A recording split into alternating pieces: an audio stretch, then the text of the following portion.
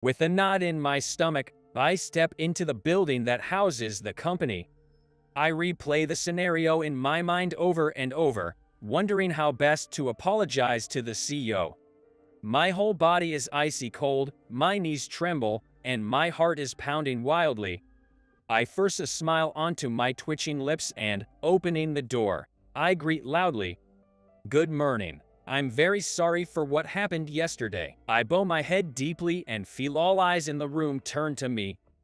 You, the insolent guy who didn't attend the induction ceremony yesterday. A deep voice resounds throughout the office.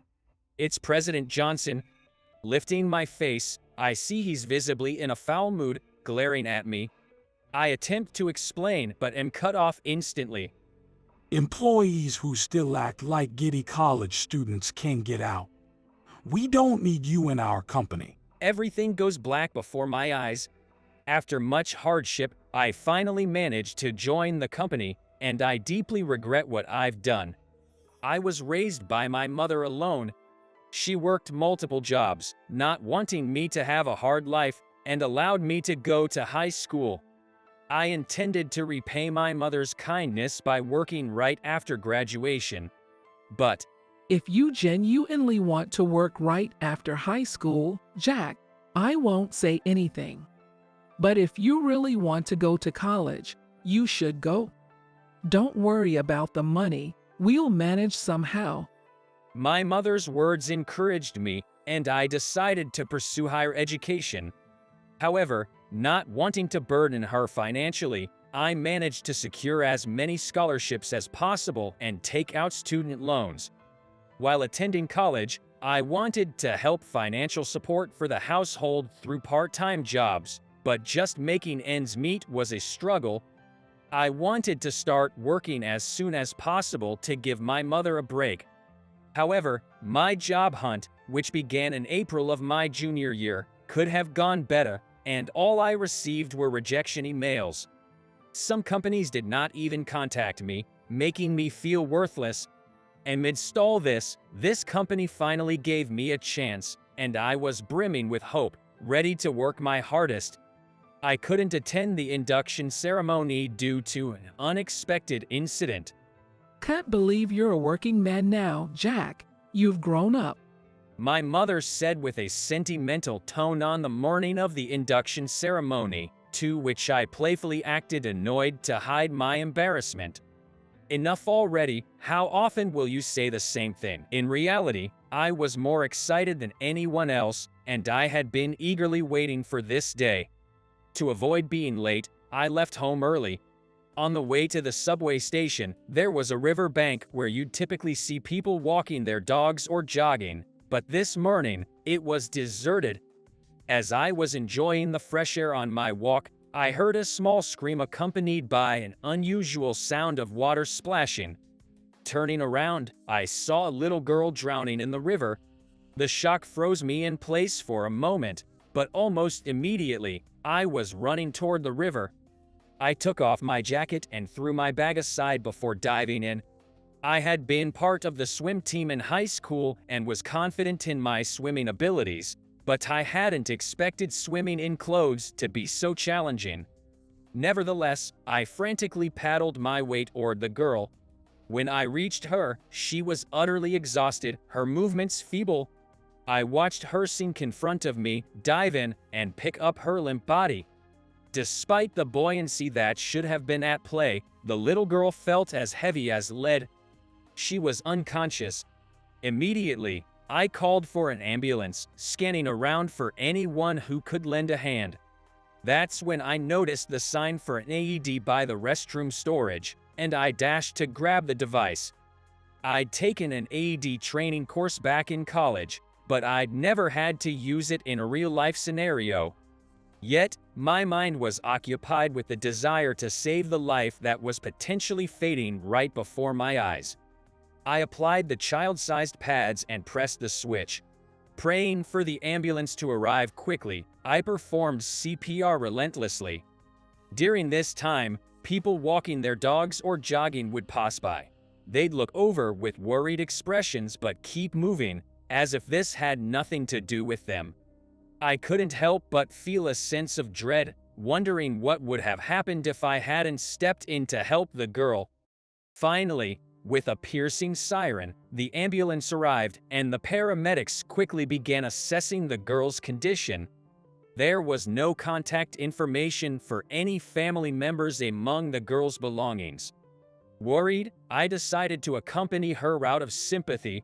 However, as I wrapped myself in a blanket and climbed into the ambulance, the reality of the situation hit me hard. Damn it, I was supposed to be at my company's induction ceremony today. What am I doing? I had had my wristwatch submerged in water, and droplets clung to the inside of the glass. Pulling out my smartphone from my bag, I found the ceremony had already begun. A chill ran down my spine, spreading to my fingertips and leaving me trembling. Upon my arrival at the hospital, I hurriedly called my company to apologize for missing the induction ceremony due to unforeseen circumstances. I also sent an email explaining the situation and apologizing, but I couldn't shake off the anxiety about missing the ceremony. Still, I couldn't leave this place. In the hospital room, I held onto the hand of the sleeping girl. After a while, her hand twitched slightly. Turning my gaze, I saw her eyelids slowly flutter open. Where am I? Even though her voice was faint, I felt relieved. I pressed the nurse call button, got her checked by the doctor, and exhaled a sigh of relief when I was told she was all right. "You were drowning in the river," I said. Tears began to well up in the girl's eyes at my words. I couldn't see my mom. Choking up, she told me her story. She said she had jumped into the river, intending to join her deceased mother. Upon inquiry, I learned that the girl was 9 years old. When I was around your age, I lost my dad to an illness. I didn't have a particularly close relationship with my dad. On work days, he'd come home only after I'd gone to bed, and even when he was home, he'd watch TV or read the newspaper. But on rare off days, we'd play catch or soccer, or he'd take me to the zoo. It made me sad when I thought about how I'd never have those moments again, and I regretted not cherishing our time together more. I was depressed for a long time, but I realized that I still had to keep living. Because my dad is watching over me, worried. The girl began to cry. I wonder if my mom is watching, if she's worried. I gently nodded in response. If you can't locate her guardian, please contact me. I handed my contact information to the nurse, praying for a happy future for the girl, then left the hospital. Remember, this is not a layoff due to company reasons. It's a voluntary resignation.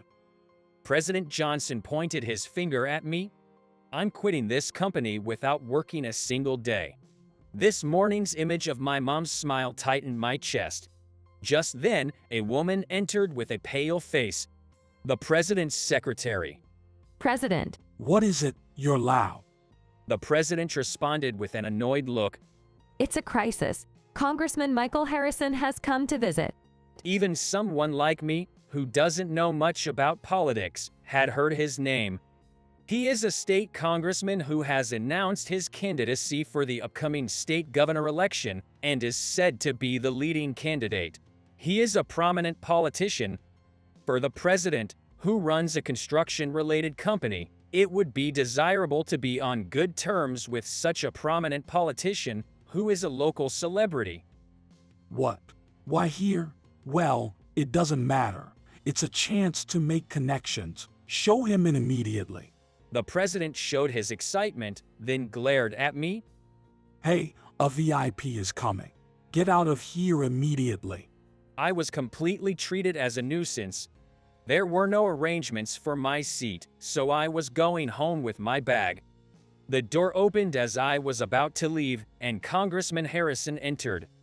As expected of a prominent politician, he had a presence and I could feel a strong aura. He excused me. As I hurriedly jumped back, he suddenly took my hand. You're Jack, aren't you? I was surprised to hear my name called. Yes, that's right, but... I was stunned as Congressman Harrison suddenly called out my name. The president and the secretary were also stunned. Thank you so much for helping, Catherine. He clenched my hand tightly and shook his shoulders, tears streaming down his face. Catherine was the name of the girl who had drowned in the river. Catherine's mother, in other words, Congressman Harrison's daughter, had died, and everyone was sunk in grief. They had been unable even to consider Catherine, who had lost her mother, and had not noticed her sorrow and pain. Still, Catherine had started going to school and seemed to be gradually recovering from her sorrow. However, one day 3 weeks after her mother's funeral, they thought she had gone to school, but they got a call from a teacher saying Catherine hadn't come. Her backpack was abandoned on the road from home to school, and there was a fuss as they thought it was a kidnapping, but there was no contact from the perpetrator. While grieving, they were searching for her when they got a call from the hospital and rushed to Catherine's side. I often apologize to Catherine, saying I'm sorry. She told me I won't do this again because my mom would be sad. My big brother said so. Knowing that my feelings at that time had been conveyed, my heart warmed. Then, President Johnson spoke to Congressman Harrison in a flattering voice. How about that? Our employees are excellent, right? Since he's the one who saved your granddaughter's life, maybe you can give us some special consideration from now on. Just moments ago, President Johnson insisted that I go home immediately, so I was surprised by his sudden change of attitude. I am striving for clean politics. You were about to fire Jack, weren't you? I heard you loud and clear. President Johnson choked on his words. I can't imagine that you would let go of a brilliant employee who risked his future to help others, would you? Congressman Harrison's powerful words bore down heavily on him, causing President Johnson's face to contort. No, there's no way. I would do such a thing. Later on, I was invited to Congressman Harrison's home. I was overwhelmed by the magnificent mansion standing in front of me. It indeed was the home of a high-profile politician. Even though it was just one subway stop away, I had no idea he lived so close. Jack, thank you so much for the other day. Catherine, who looked lovely in a beautiful dress and neatly tied her hair, welcomed me. I was genuinely happy that I had helped her that day. She took me by the hand and gave me a house tour. As we entered the living room, a man in a suit, despite being indoors, raised his head and deeply bowed as he approached. I'm Catherine's father. I don't know how to thank you for helping my daughter. I truly appreciate it. He was Congressman Harrison's chief secretary. Just then, Congressman Harrison, dressed in a formal suit, appeared. Please have a seat, Jack. With a sense of humility, I took the offered seat. Upon being asked by Congressman Harrison, I told him about my past. I was brought up by a single mother. She struggled to raise me, which can greatly strike a chord with your story. He had gone to work after graduating middle school, attending night school, and eventually going to college. I didn't start out wanting to be a politician. But as I began to feel the injustice in the world, my desire to create a society that helps the weak grew. And that's when I decided to become a congressman. It's been a long journey to get to where I am. Congressman Harrison also shared his hardships from his early days as a congressman. I only had one desire, to ease my mother's hardships. I never thought about changing the world. But your story has left a deep impression on me, Congressman Harrison. To which Congressman Harrison responded, If you're interested in what I'm doing, Jack, why don't we give it a shot together? I looked up. Thanks to Congressman Harrison, I was able to keep my job. But the unpaid overtime, expected work on holidays, lack of proper job training, and daily exposure to workplace harassment drained me. I could not find motivation in my work and began questioning whether this was the right path for me. I would appreciate that, thank you. Subsequently, I became Congressman Harrison's deputy secretary.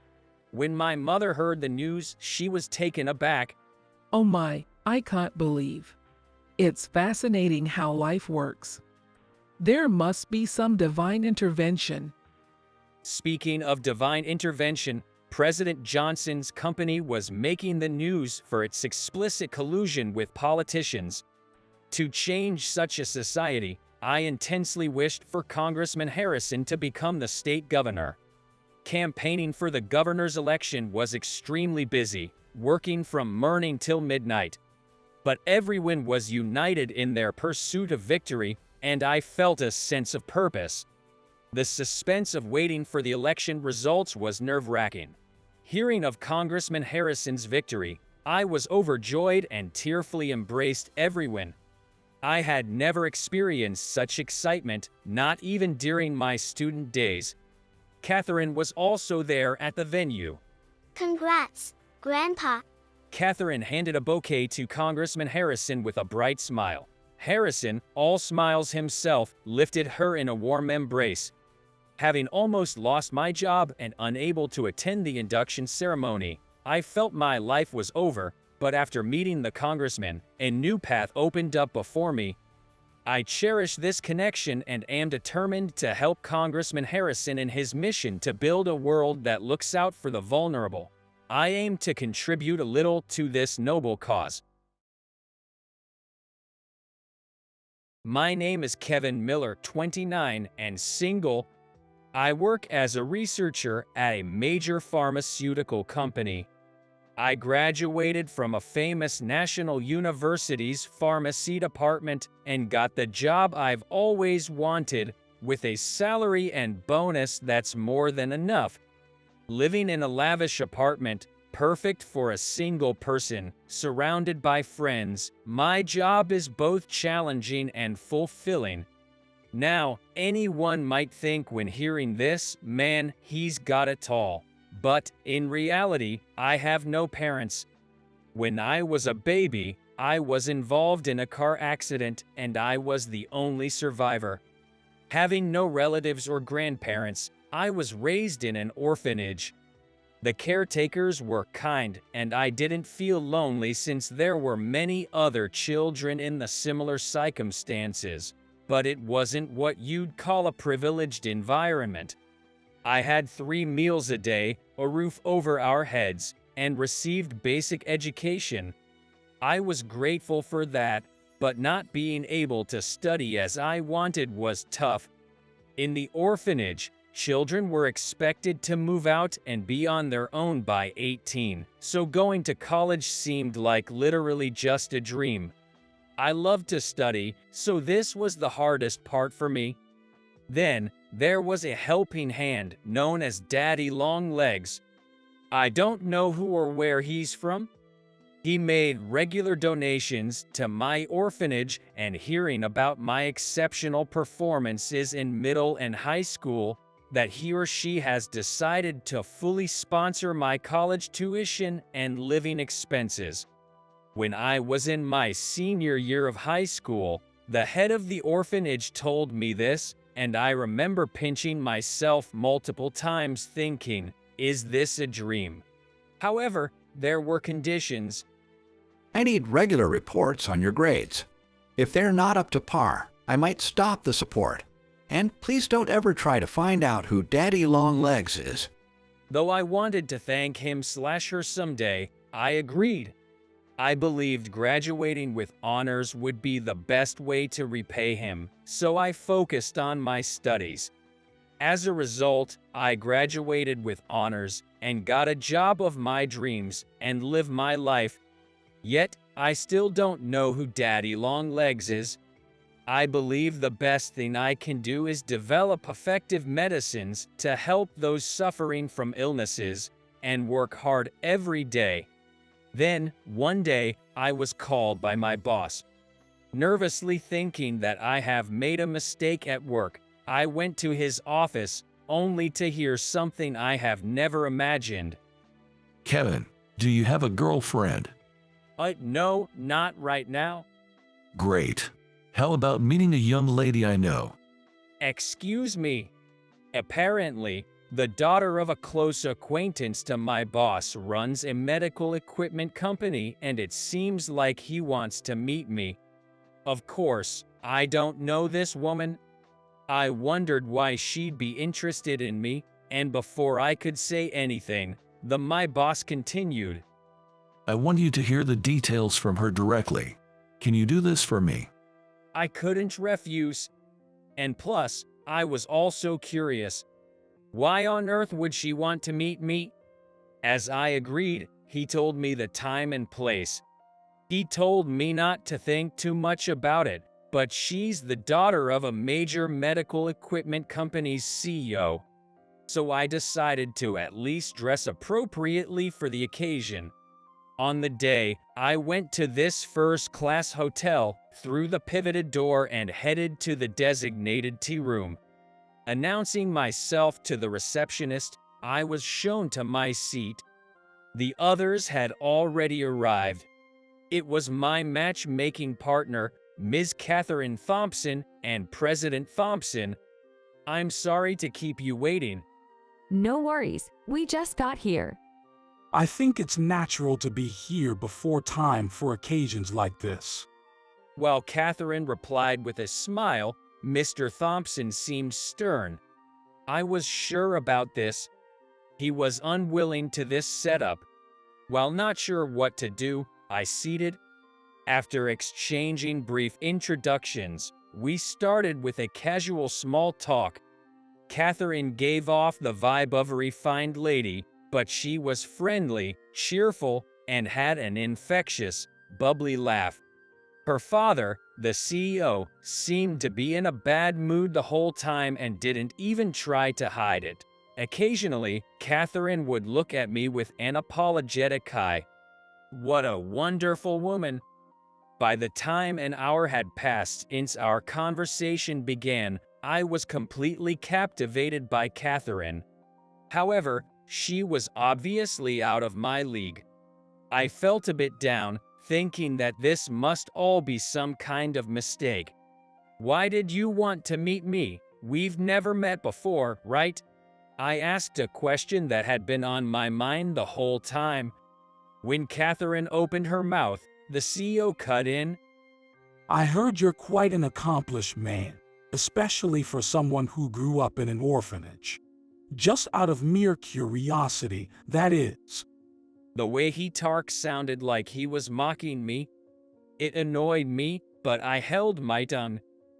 I always believed that those who grew up in places like that weren't worth much. But you seem to be an exception. I heard you graduated college with outstanding grades. Well, thanks to someone's charity, I guess. Father, that's rude. Catherine grabbed the CEO's arm. What's his problem? If he disliked the idea so much, he shouldn't have arranged this meeting. Why am I treated like this? I never asked for it. Yes, you're right. I grew up in an orphanage. And yes, an unknown benefactor helped me through college. But I've never been ashamed of that. Not even ashamed of accepting charity. What guts you have. Father. There was an awkward silence. For Catherine's sake, I thought I should let it go, but his next words set me off. All of you who grew up in orphanages, are you all as shameless as him? The only shameless one here is you. The CEO and I glared at each other. While silently apologizing to Catherine in my heart, I continued. Images of all the kids I grew up with filled my mind. Kids who grew up in orphanages have various backgrounds. It's true that many of us depends on charity to survive. But because of that, we all aspire to contribute to society when we grow up. Do you not even know that? And you run a medical device company dealing with other people's lives. What did you say? You have some nerves to say that. The next moment, I was drenched. Mr. Thompson had thrown his iced water glass at me with anger. Murmurs spread across the quiet tea room. I saw the staff hurrying over when, suddenly, an elderly woman in a dress stood up from a nearby table. She went straight to Mr. Thompson and spilled the drink in her glass over his head. Grandma, Catherine exclaimed. At the same time, the CO yelled, "Mother!" I had a feeling something like this might happen, so I was watching the whole time. The woman sighed and apologized to the staff. "I'm sorry for causing a scene." She took a handkerchief out of her bag and handed it to me. I'm sorry for my son's behavior. After all, we invited you here. It's okay. That damn son of mine, I told him he shouldn't come. After wiping down the table and chair with a wet cloth given by the staff, the woman took a seat next to me. Allow me to introduce myself properly. I'm Camelia Thompson. I'm the chairperson of Thompson Manufacturers. Maybe you know me better as Daddy Longlegs. Well, what? I was so surprised, I nearly jumped out of my chair. I have never imagined that the Daddy Longlegs I had longed to meet was none other than the chairperson of the Thompson Manufacturing. With a chuckle, Camelia Thompson added, I was the one who set this up, you know. She told me she had always been watching over me. The facility director had told her that I wasn't just brilliant, but I was also loved by the little kids, and I was the oldest reliable brother in the facility. As I heard about how well you were doing as a researcher, I couldn't help but wish for you to become Catherine's husband, said Camelia. Following her, Catherine continued, every time my grandma told me about Kevin, I just wanted to meet him so much that I requested this opportunity. I was simply shocked at this unexpected turn. Mr. Thompson looked displeased with his arms crossed. Please forgive my foolish son. He was just upset about the idea of you taking Catherine away and was carping about you. I'm embarrassed that he is still over-attached to me. She sighed. I was speechless. It seems Mr. Thompson insisted on coming to this instead of Camelia. Camelia, anticipating trouble, had come ahead of us and witnessed the scene where Mr. Thompson splashed water on me. What's not to like about this wonderful young man? After she exclaimed in exasperation, Mr. Thompson mumbled, it's because he's so wonderful. He's just as you described, Mother. He's more than a gentleman when it comes to Catherine. And it's clear from his conversation that he's sharp. He's a much finer man than I imagined. That's why I don't like him. I just thought he was pretending to be someone he's not, and I wanted to know his true colors. We three were at a loss for words at the ridiculousness of it all. Even I, who was supposed to have been praised, was confused. A tense silence continued. Just as I felt like I need to break it, Catherine suddenly burst into laughter. So it means Dad's just jealous of Kevin, right? With tears of laughter in her eyes, she playfully slapped Mr. Thompson on the back. I'm not jealous of this young guy, he protested, his face turning slightly red. Oh, come on, this is all so ridiculous. What a farce. Camelia said, bowing her head slightly to me. I'm really sorry about all this.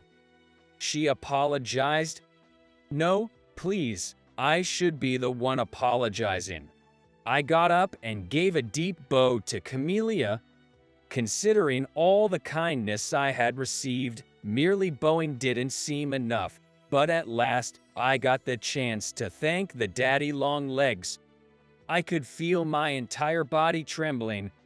I don't even know how to express my gratitude for all you've done. It's thanks to you that I'm here, alive and well today. Thank you so much. I couldn't hold back my tears. Overwhelmed with emotion, I couldn't even lift my head. Then, I felt a warm hand on my shoulder. It's all due to your hard work. Camelia assured me Despite the many hardships you've faced, you've persevered. I'm proud of you. Her words touched me deeply into my heart. My tears dropped onto the floor. I wiped them away with the handkerchief Camellia had given me. I've been rather rude to Mr. Thompson too, but I meant what I said. Please don't have prejudices against the kids from the facility. I know. He responded. I purposely made those remarks to make you feel upset. I'm sorry. His words were barely audible, but I finally felt a sense of relief. I felt as though I'd gotten a glimpse of the complex emotions of a protective father. Shall we restart this? There's a wonderful steak restaurant in this hotel. Let's all go together. Camellia said, clapping her hands and standing up. Everything happened so suddenly, and I was still in a bit of a daze, but I followed the three of them. The restaurant was on the top floor, and the view outside the window was bathed in the colors of sunset. I knew I'd never forget this beautiful sight. Later, Catherine and I began to go on occasional dates. We weren't officially dating yet, but my feelings for her grew every time I see her. I've decided to confess my feelings someday. But thinking of Mr. Thompson's reaction, I don't have what it takes to tell her. How would he feel knowing that I, a young upstart, was in love with his beloved daughter? Would he break down in tears? The mere thought made me feel complicated. What's on your mind, Kevin? Catherine, who had been sipping her tea, looked at me curiously. I quickly responded, "It's nothing." Seeing Catherine smile so genuinely made me realize just how adorable she truly is. And a feeling rose up in my heart, a desire to make her happy, and before I knew it, I had blurted out a confession. I'll never forget the smile of Catherine with her cheeks blushed and giving a small nod. How are you doing, Ms. Johnson? I'm a 42-year-old insurance salesperson. I had to start working immediately after middle school for various reasons. I've worked at gas stations, diners, and once I got my driver's license, I even did delivery for a parcel service. I've done all kinds of jobs over the years. It has been 8 years since I started my current insurance job, having been noticed for my good nature around people in the process. My aunt, who invited me to this current job, must have had a good eye for people. I've been able to achieve great results, much like a fish finding water. Art Bennett, long time no see. Ms. Johnson, the executive director of a home building company I was visiting today, recognizes me and stands up to greet me. Bennett, you're always such a looker. Oh, come on, I'm just an old man. The term handsome suits someone in their 20s with youthful skin, not me. Oh, stop. You're a good-looking man. You should enjoy it more. This is the kind of conversation we exchange as a greeting each time we meet.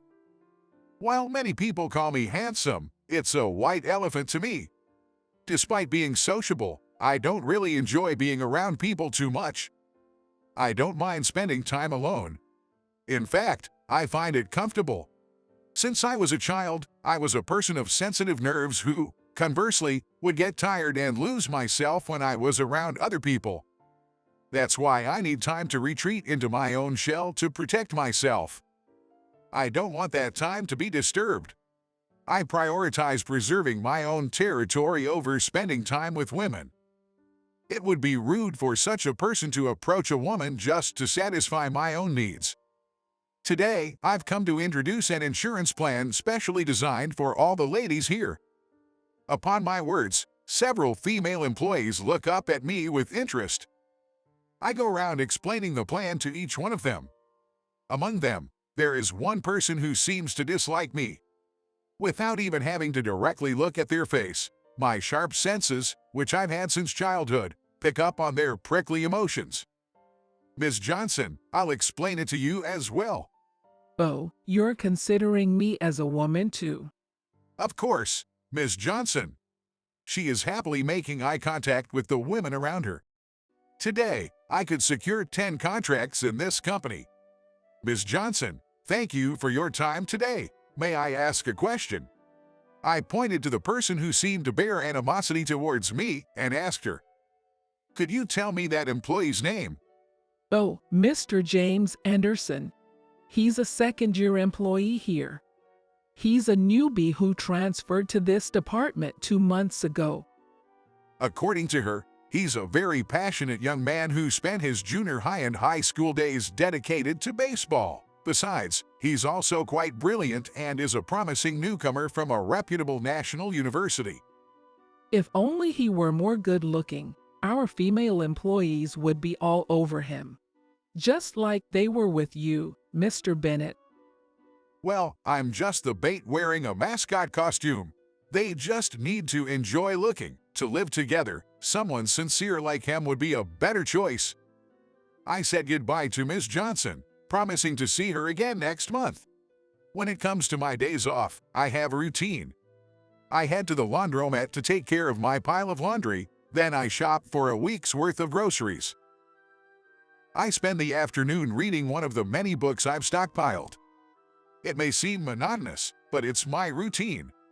However, today is a bit different. I have a monthly meeting to attend. I tidy myself up and head to the meeting place. It's the biggest hospital in the area. I volunteer in the children's ward there. Ah, it's Bennett. Are you going to read to us a book today? A familiar young boy calls out to me. And 4 tube is hanging from his emaciated limb. His hair completely gone. He wears a wool hat. I brought the picture book you requested last time.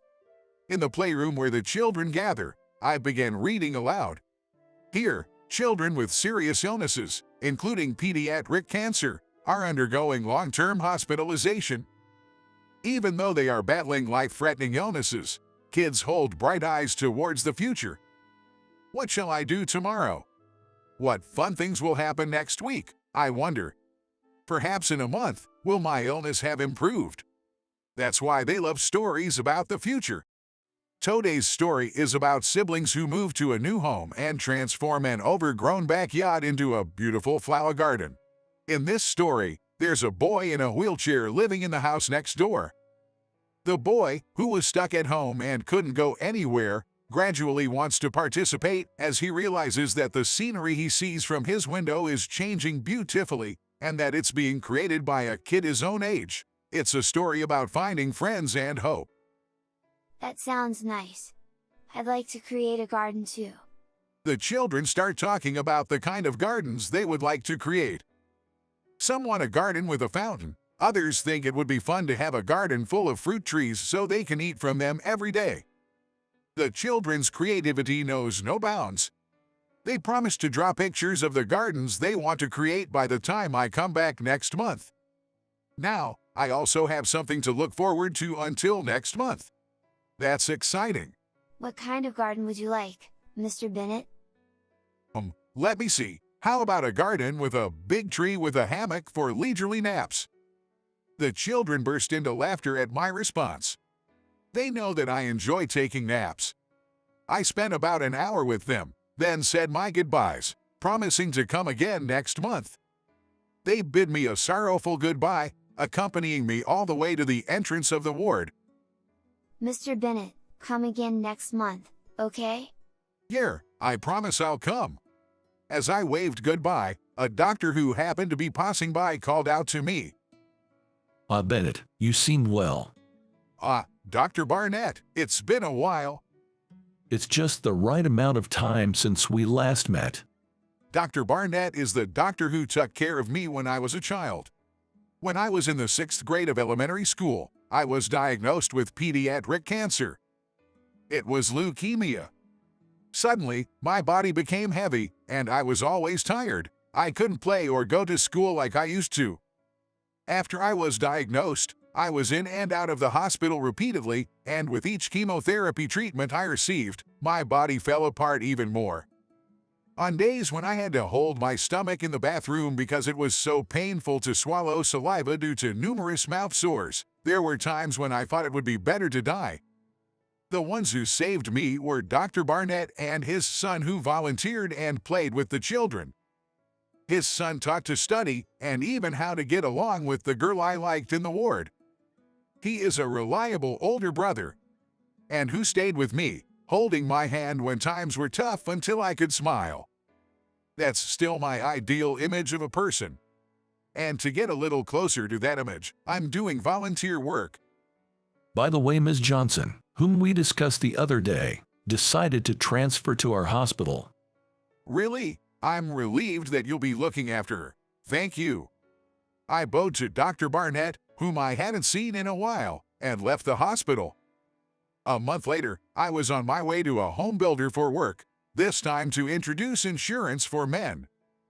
I went around explaining to many familiar employees about plans suitable for their children's college education and switching to the best plans according to their age. Then, I approached a young employee who had caught my attention during my previous visit, Mr. James Anderson. Pleasure to meet you. My name is Robert Bennett, and I work as an insurance agent. As my voice broke the silence, Mr. Anderson, who'd been looking down, glanced up, his expression slightly sour. But his next words took me by surprise. Insurance, huh? I've been thinking I need to get on that, actually. I was about to take a break. Would you mind explaining it to me in more detail? Despite the mismatch between Mr. Anderson's aura and his words, I responded, of course, and followed him to the break room. Mr. Anderson poured coffee into a mug, even preparing one for me. It's instant, but please, he said. I expressed my thanks and took a sip.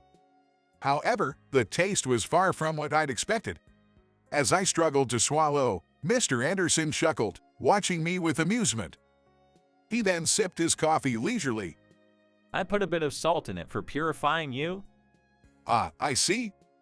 This unusual saltiness seemed to overpower the aroma of the coffee. Somehow, I managed to swallow without spitting it out and placed the cup back on the table. You know, I can't stand guys like you who bag jobs just with own good-looking face. It's pathetic. That's all you can do when you only have a middle school education. You're a failure as a man. Even though I've experienced unpleasant looks from others, I was rarely attacked. Moreover, this is the first time for me when it came to someone I just met. Mr. Anderson, have I caused you any discomfort? If so, I deeply apologize. I will change my attitude henceforth, so could you please tell me what's wrong? Perhaps Mr. Bennett expected me to become angry. But instead, I took modest attitude, so he must haven't known how to respond. He stood up, grabbed the pot of salt and dumped it on my head. You want me to tell you what's wrong? You'd know if you thought about it. Or are you saying you've forgotten about what you did to Ms. Johnson because making women cry is such a common occurrence for you? Ms. Johnson. I stood there, a statue with a head covered in salt, trying to decipher his words. Never step foot in this company again, you womanizer. Mr. Anderson yelled, making the other employees begin to peek into the break room. Spotting me covered in salt and Mr. Anderson red-faced and shouting, someone ran to call the boss. The person they brought back is Ms. Johnson, who stood frozen with her mouth agape. What happened, Mr. Bennett? Did Anderson do this? She stuttered. It seems Mr. Anderson mistook me for a bad guy who made you cry, Ms. Johnson. Afterwards, with the help of the female employees who'd gathered in the break room, I brushed off the salt and cleaned up the scattered salt on the floor. What do you mean Mr. Bennett made me cry? Ms. Johnson interrogated, standing tall, and Mr. Anderson looked up defiantly. I saw you were with Mr. Bennett and crying at the county hospital. Ms. Johnson, weren't you played with Mr. Bennett, forced to abort your child, and that was so painful that you were crying? To his firm assertion, Ms. Johnson and I exchanged glances, then burst into laughter. Me pregnant with Mr. Bennett's child. That's quite an imagination you've got there. Sure, pediatrics and OBGYN are next to each other at the hospital, so I guess that confusion is understandable. Oh dear. I explained to Mr. Anderson that I was not dating Ms. Johnson, nor did we have any physical relationship. The reason she was crying at the hospital was that her child was ill, and she was seeking advice from me, who had overcome the same illness in the past. Ms. Johnson has a child. Mr. Anderson asked, astonished. Yes, my 8-year-old daughter has leukemia. Mr. Bennett survived leukemia as a child.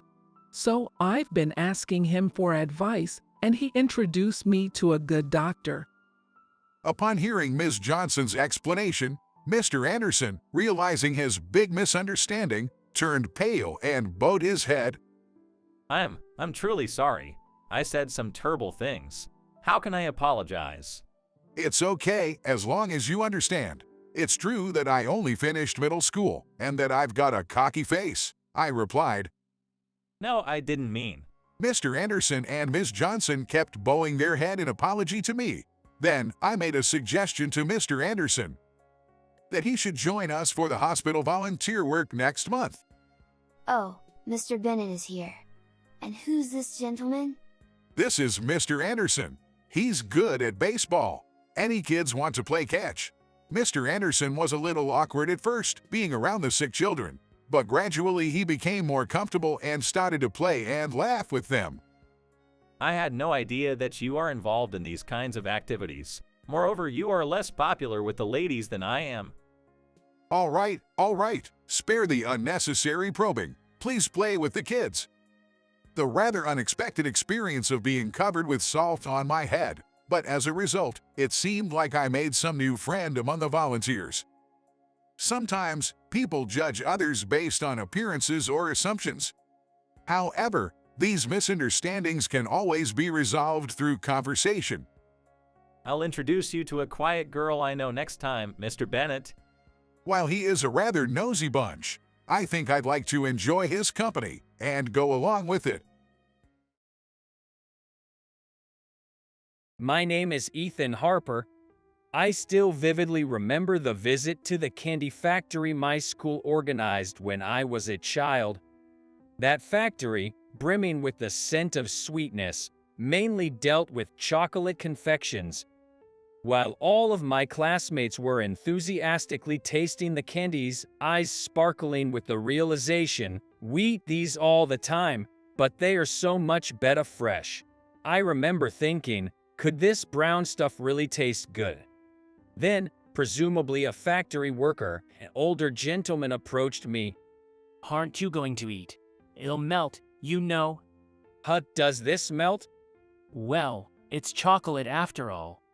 Wait, have you never eaten chocolate before? Yeah, it's my first time seeing it. Can something this brown really be delicious? Seeing my dubious face looking at the chocolate, the man blinked in surprise, then smiled slightly. It's even tastier if you roll it around in your mouth like you're melting an ice cube, without chewing immediately. To be honest, I was still skeptical, but I threw caution to the wind and tossed the chocolate into my mouth. I let the chocolate roll around my mouth. It was a strange sensation. The chocolate, initially square, started to melt and take on a round shape in my mouth. As it melted, the sweet and slightly bitter chocolate shook my young heart intensely. Amazing, it melted and disappeared. It's really delicious even though it's brown.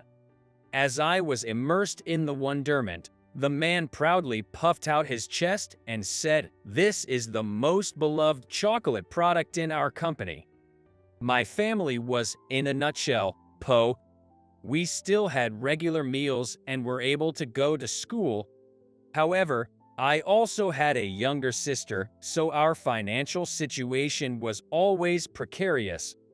My mom juggled part-time jobs and household budgeting with grocery store flyers, and my dad worked night shifts, returning home in the morning to sleep, so we could only see each other on his days off.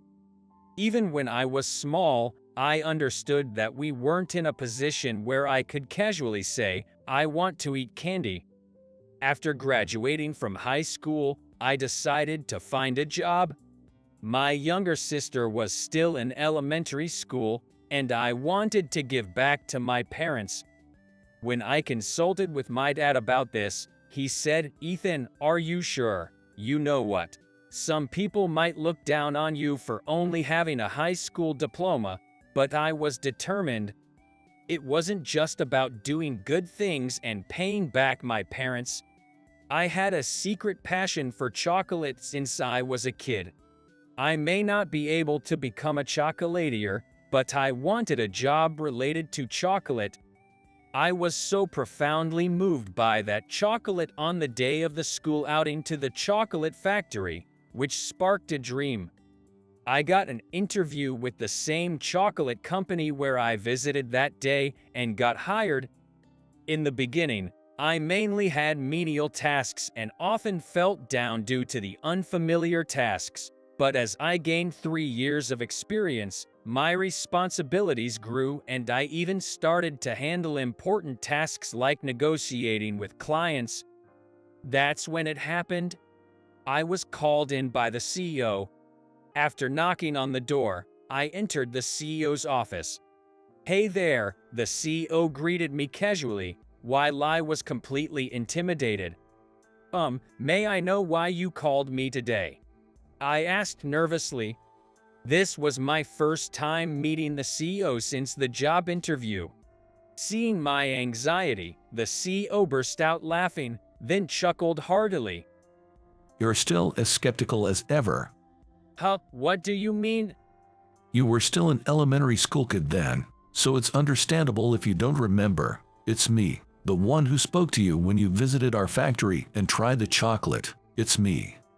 There's no way I could forget. That single piece of chocolate had changed my life, but the memories from my elementary school days were vague. I remembered that a man had talked to me, but I couldn't remember his face. Wait, you're that old man from that day. Well, back then, I was in my late 20s. The CEO made a wry smile. Oh my, I apologize, sir. For me, you looked aged back then. It's all right, no need to apologize, the CEO laughed heartily. I didn't notice you when I hired you, but one day, seeing you eating chocolate so delightfully in the break room, I had a feeling of déjà vu. Then when I saw your elementary school on your resume, it rang a bell. I see. I was deliberately convinced. According to my family, even now, when I eat chocolate, my face apparently completely relaxes. I just want to confirm if that boy is really you. That's what I asked you to come and see me today. In addition to that, I have a job that I'd really like you to handle. A few days later, I stood at the foot of a massive building, reflecting on the incredible task I'd been asked to perform. The task given to me was negotiations with a major client famous for their luxury chocolates. Although our company had long-standing, well-loved chocolate products, we were still a small fish compared to this large company. This major client was the famous chocolate company that established a chocolate specialty shop. Their products are not the kind of chocolates sold in general convenience stores or supermarkets. Their authentic chocolate flavors were not only popular in Japan but also well received overseas. However, our company also has its strengths. One was that although we are a small factory, we can handle mass production. The chocolates of the major client were each handmade by artisans. They seemed to have decided to start a new business to sell affordable yet high-quality chocolates. This was why they approached us, a small-town factory capable of mass production. If this deal was closed, it would be profitable for both our company and the client. I was entrusted with this crucial negotiation, which could affect the fate of our company. I have to stay focused. I straightened my tie and entered the towering building. We've been expecting you. A man in his 30s, by the name of Johnson, came rushing towards me. Mr. Johnson led me to the conference room and negotiations began immediately. The negotiation went well. It was a crucial negotiation, involving not only the fate of the company but my own life as well. Above all, it was a task assigned to me personally by the CEO. I couldn't make any mistakes. With this, our project is finally making progress. Our negotiation was almost over when Mr. Johnson asked me, "By the way, Mr. Harper, you're very competent. Which university did you graduate from?" I stumbled over my words, but I had to say it. Feeling it would be wrong to lie, I honestly said that I only had a high school education. Suddenly, the atmosphere in the room changed. "What? A high school graduate? Your company assigned someone with only a high school education to such an important negotiation." Mr. Johnson's face turned red with anger. "I'm sorry, but let's go back to the drawing board. We shouldn't have asked a small factory like you in the first place. We'll find another factory." I panicked. I recalled my dad's words that I might have a chance to be despised as a high school graduate, but until now, that had never happened. I realized how lucky I had been, being in a supportive working environment. No matter how much I bowed and apologized, Mr. Johnson didn't seem to want to listen anymore. Several days had passed since that day. I visited alone that major client's office again. I just couldn't come to terms with the situation. Why is a high school graduate treated disrespectfully like this? Over and over again, I spoke to Mr. Johnson, who was in charge of this project. I begged him, bowed my head. About a month later, it seemed Mr. Johnson had finally given in. "Fine, all right. Then memorize all the features, colors, and shapes of all the products we handle. If you can do that, I'll listen to you." I thought it was an unreasonable demand, but I also thought I had no choice but to do it. It's a golden opportunity. I frantically memorized everything about the products our major client deals with. I studied harder than I ever had, memorizing the entire manufacturing process and all the materials used. 10 days later, I stood in front of Mr. Johnson, who was so surprised by all that I had learned that he was left aghast, as if he had turned to stone. "Did you really memorize everything?" he asked. "Yes, I even learned about your company's history." "That's enough. No need to go any further," Mr. Johnson said, holding his head. After a while, he said, "As I promised, I listened to your proposal. I had also learned about the manufacturing process, so I discussed how our company could help reduce their costs while discussing our operations." Mr. Johnson's attitude, which initially seemed begrudging, began to change rapidly. His face was full of surprise. Eventually, Mr. Johnson finally apologized. "I understand now, Mr. Harper. I apologize for my rudeness before. Let's continue our discussions." A few months later, our new product sold so well that it could be called a big hit. This was also thanks to my suggestions. I said, why not consider mail order service as well? To propose mail order service, I had to do a lot of study and negotiations again.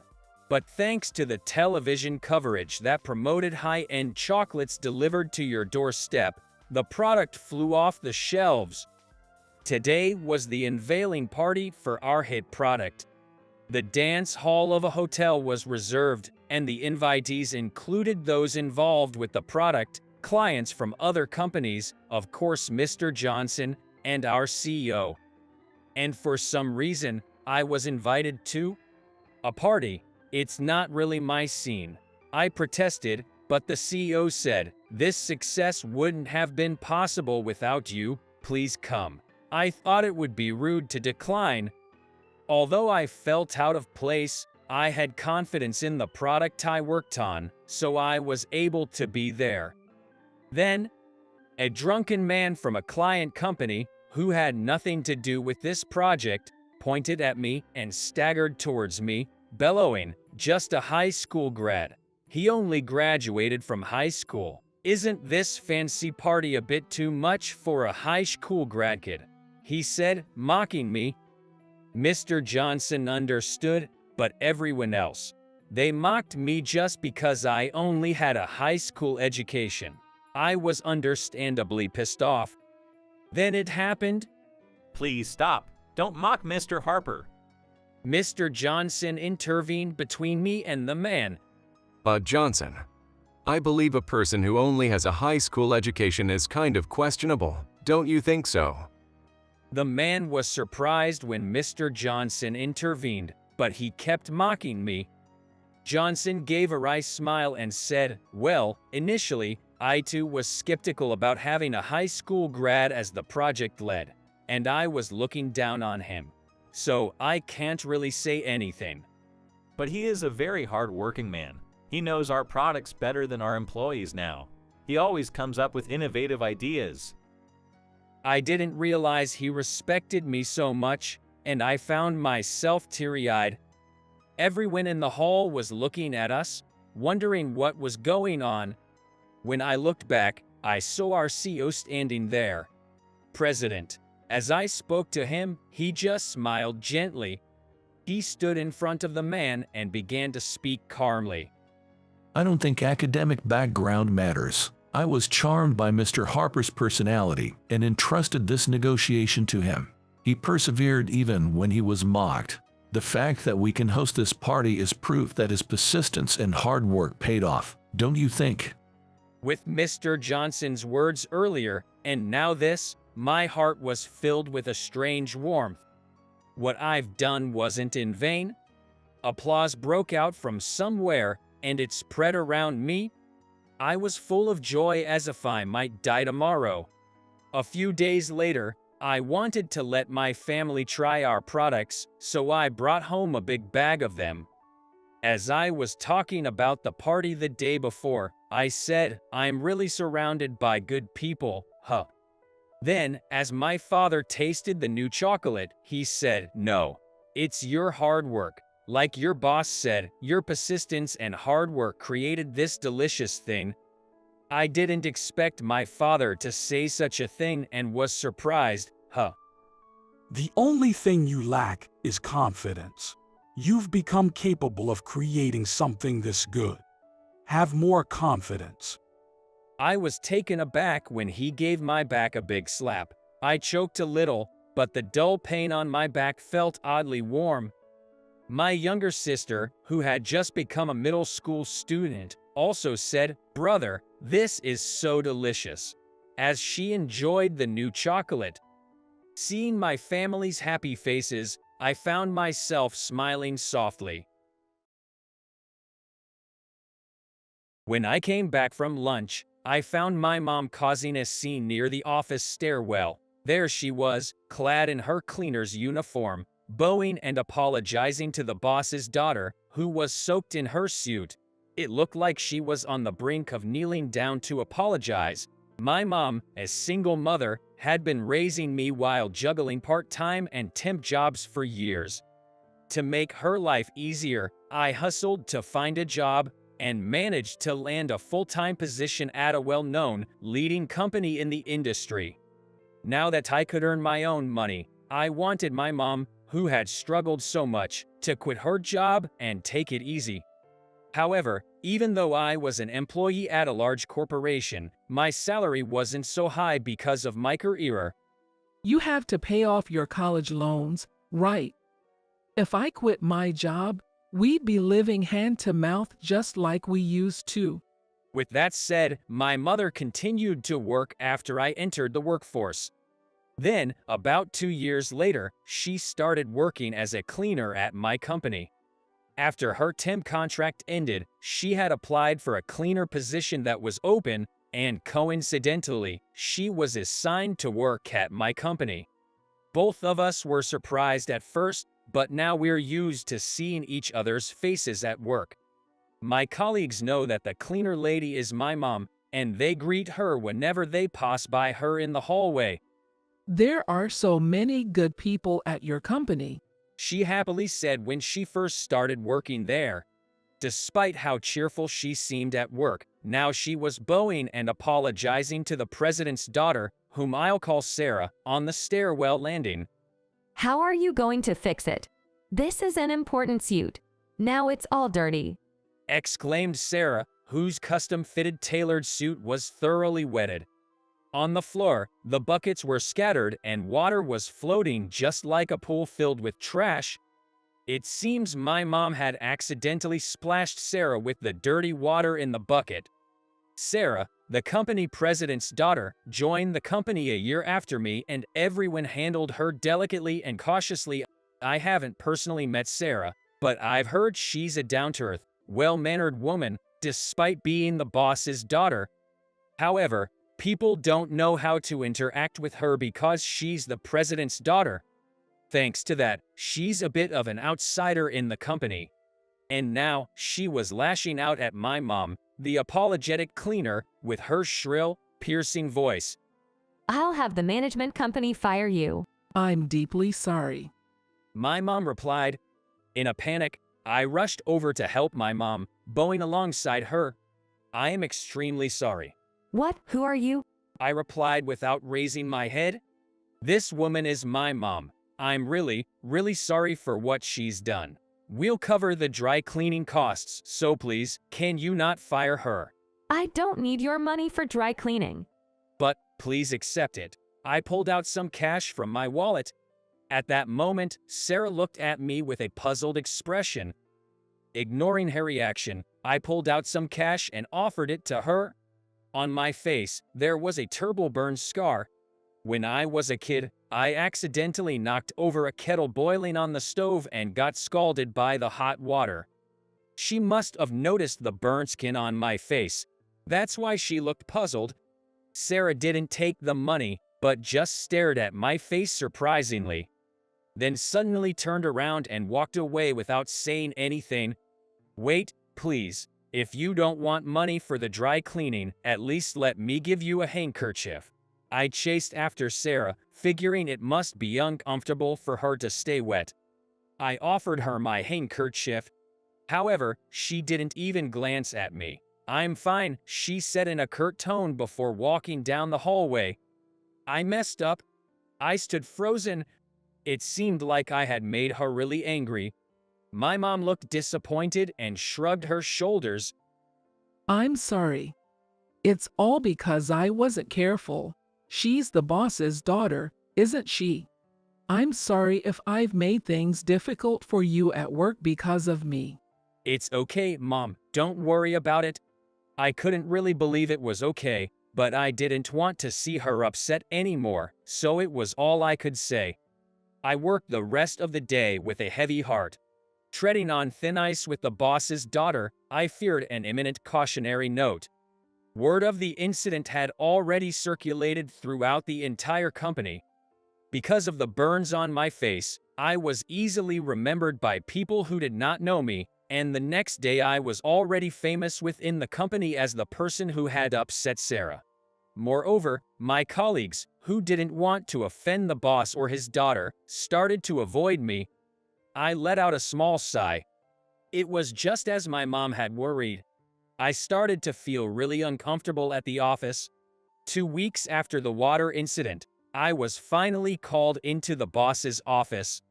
On the way there, I ran into my mom, who was also dressed as a cleaner. It seemed that she had also been summoned at the same time. There was no doubt in my mind that this was about the water incident. Will I be scolded? Will I be given a pay cut? Or worse, fired? While these dark thoughts whirled around in my head, I knocked on the door to the boss's office. Excuse us. When I entered the room, there were the boss and his daughter Sarah, just as I had thought. I'm sorry for asking you both to come here. I bowed deeply to the boss and his daughter. I am truly sorry for getting your daughter's clothes dirty. My mom also bowed at a right angle to them. I am really, really sorry for my carelessness. I don't know how to apologize. We will certainly compensate you, but could you please reconsider any punishment for my son? He was just trying to protect me. Mom, Seeing my mom pleading for my innocence with a trembling voice, I felt a burn in my chest. Please, both of you, raise your heads. The boss's voice over my head was unexpectedly calm. I raised my head, feeling perplexed. The reason I asked you here today is that my daughter wants to talk to you about this incident. Sarah. Yes? Prompted by her father, Sarah stepped forward. Her face wasn't full of anger or contempt, but surprisingly, it was filled with what looked like regret. I'm terribly sorry for what happened the other day. Sarah, bowing deeply and politely, just as I had done earlier. My voice and my mom's overlap. Huh? Sarah lifts her head, a downtrodden expression on her face, and explains. The suit I was wearing. It belonged to my deceased mom. More accurately, it was my mom's suit, tailored to fit me after her passing. It's something I cherish greatly. When it got wet, I just lost it. I said things I shouldn't have. I'm really sorry. And on top of that, on that day. To break down Sarah's story, it was something like this. Sarah, the boss's daughter, was treated like a delicate object in the company, as everyone, including myself, knew. People were considerate about her, thinking they shouldn't give the boss's daughter tough assignments or upset her in any way.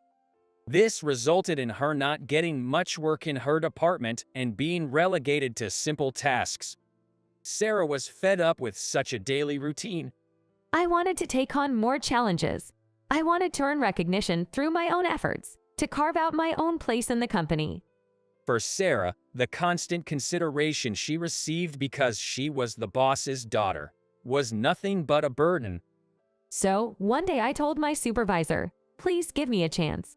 And so, Sarah got involved in a big project in collaboration with other companies.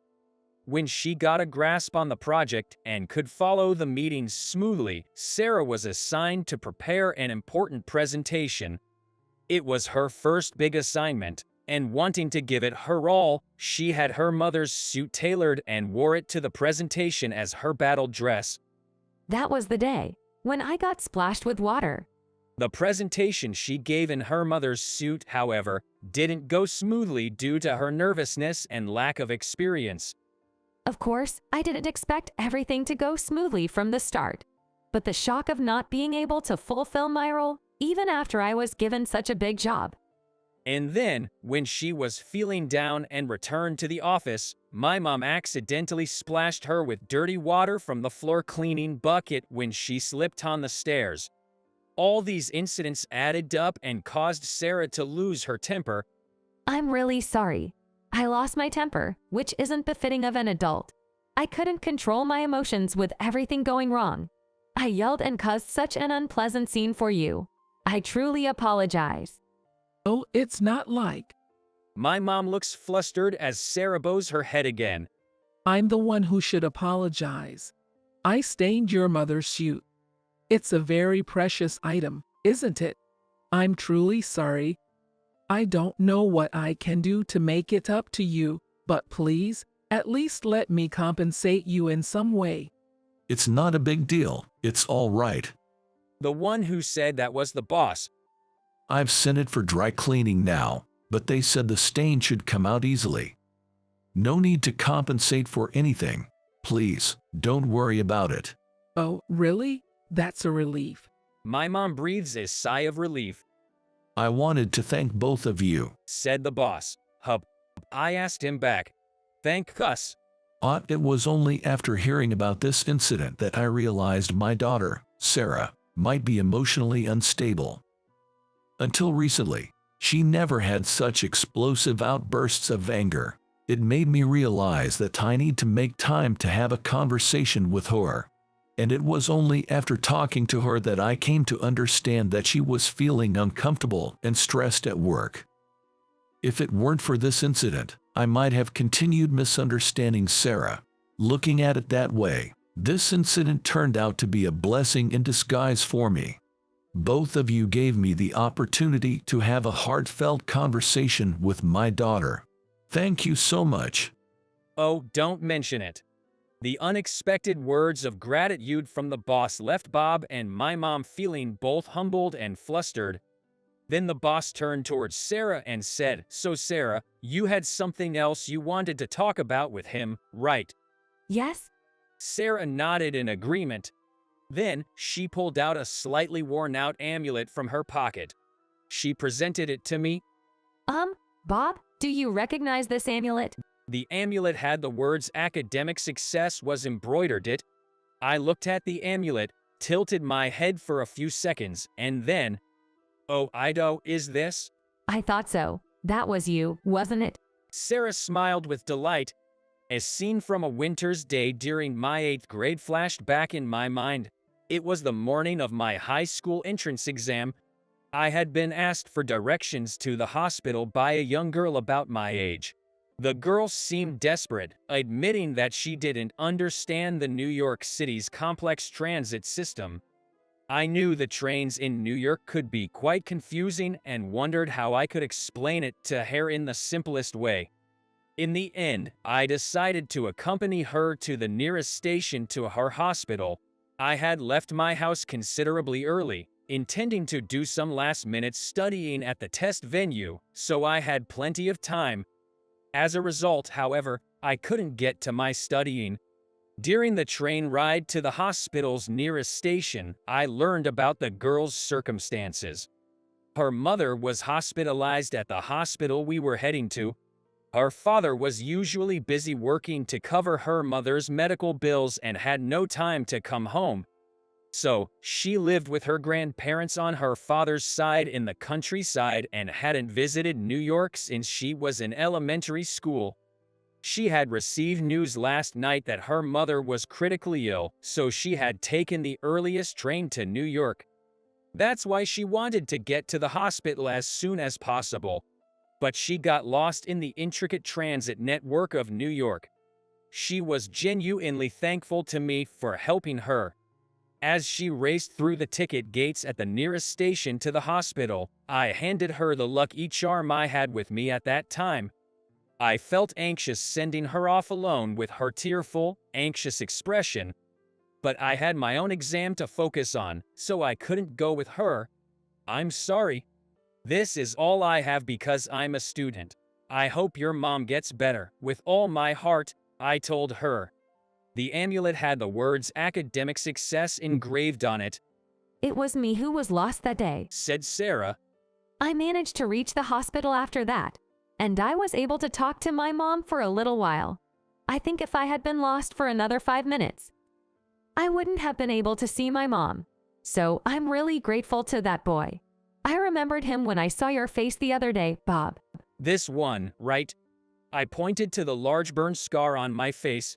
Probably, Sarah in her younger days remembered this scar of mine. "Yes." Sarah hesitantly nodded. "If Bob was that boy, I feel like I've returned kindness with ingratitude. I wanted to make sure. Again, thank you so much for that time. And I'm truly sorry for yelling at your mom the other day." Please allow me to express my gratitude and apology too," added the boss after Sarah. "Thank you for letting my wife and daughter meet at the end.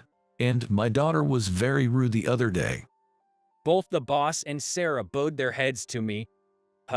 Please lift your heads, President. And you too, Sarah." The boss lifted his head and then turned to my mom. "Ma'am, you have a wonderful son." Oh, that's... Don't be modest, and you yourself have become somewhat of a reputation in our company. Yeah?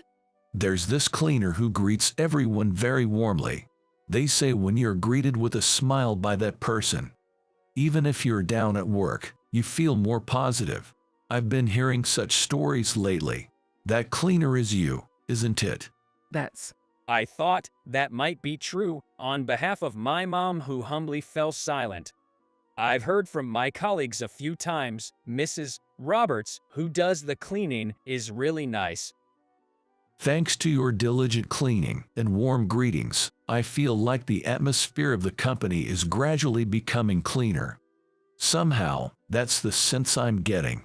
You must have a good fit with our company culture and with our employees. Well, thank you. I have a proposal. Would you consider working for us? Excuse me.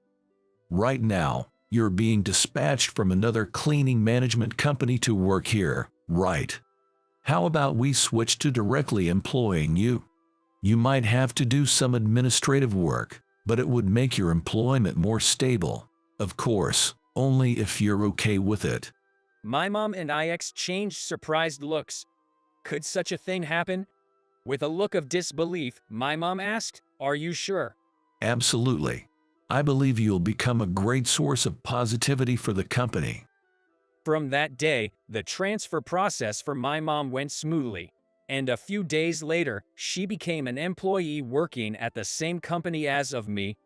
Since we work in different departments, I don't know the specificities, but apparently, my mom had worked in office work as a temp in the past, and she was able to learn her new job surprisingly quickly. She's also getting along with the other employees, and now even goes out to lunch with Sarah from time to time. Maybe Sarah sees a mother figure in me, my mother suggested. As for Sarah, she's been getting more work recently and has begun to demonstrate her abilities, much like my father. She's starting to gain confidence as her skills are increasingly recognized, her mental state has stabilized, and she's no longer as emotional as she used to be. Looking at Sarah, finding her place to shine makes me feel relieved. I need to work hard too, so I don't fall behind my mom and Sarah. Inspired by them, I started my workday with renewed energy.